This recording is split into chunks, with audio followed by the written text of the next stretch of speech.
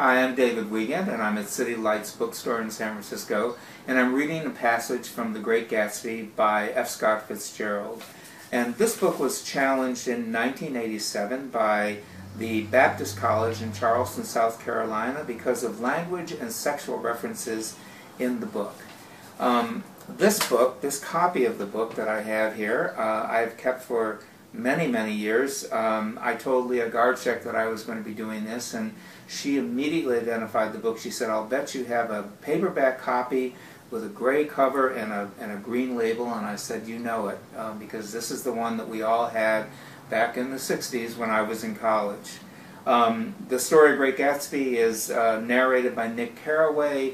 It is the story of a man who completely invents himself, who was born with one name and one past in the Midwest, comes to New York and creates an entirely different persona.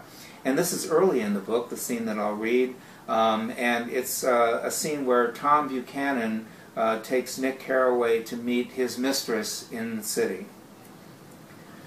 Myrtle pulled her chair close to mine, and suddenly her warm breath poured over me the story of her first meeting with Tom. It was on the two little seats facing each other that are always the last ones left on the train. I was going up to New York to see my sister and spend the night. He had on a dress suit and patent leather shoes, and I couldn't keep my eyes off him, but every time he looked at me, I had to pretend to be looking at the advertisement over his head. When we came to the station, he was next to me, and his white shirt front pressed against my arm, so I told him I'd have to call a policeman, but he knew I lied. I was so excited that when I got into a taxi with him, I didn't hardly know I wasn't getting into a subway train. All I kept thinking about over and over was, "You can't live forever. You can't live forever."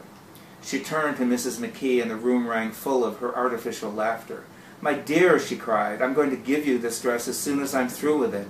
I've got to get another one tomorrow. I'm going to make a list of all the things I've got to get. A massage and a wave and a collar for the dog and one of those cute little ashtrays where you touch a spring and a wreath with a black silk bow for Mother's grave that'll last all summer. I got to write it down so I won't forget all the things I got to do." It was 9 o'clock. Almost immediately afterward, I looked at my watch and found it was 10. Mr. McKee was asleep on a chair with his fists clenched in his lap, like a photograph of a man of action. Taking out my handkerchief, I wiped from his cheek the remains of the spot of dried lather that had worried me all that afternoon.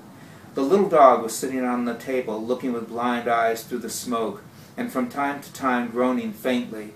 People disappeared, reappeared, made plans to go somewhere, then lost each other, searched for each other, found each other a few feet away. Sometime toward midnight, Tom Buchanan and Mrs. Wilson stood face to face, discussing in impassioned voices whether Mrs. Wilson had any right to mention Daisy's name. "Daisy, Daisy, Daisy," shouted Mrs. Wilson. "I'll say it whenever I want to. Daisy, Day." Making a short, deft movement, Tom Buchanan broke her nose with his open hand. There were bloody towels upon the bathroom floor, and women's voices scolding, and high over the confusion a long broken wail of pain. Mr. McKee awoke from his doze and started in a daze toward the door.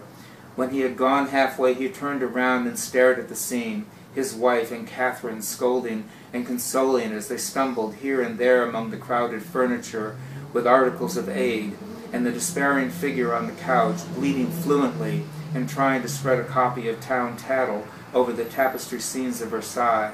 Then Mr. McKee turned and continued out the door. Taking my hat from the chandelier, I followed. "Come to lunch someday," he suggested as we groaned down the elevator. "Where?" "Anywhere."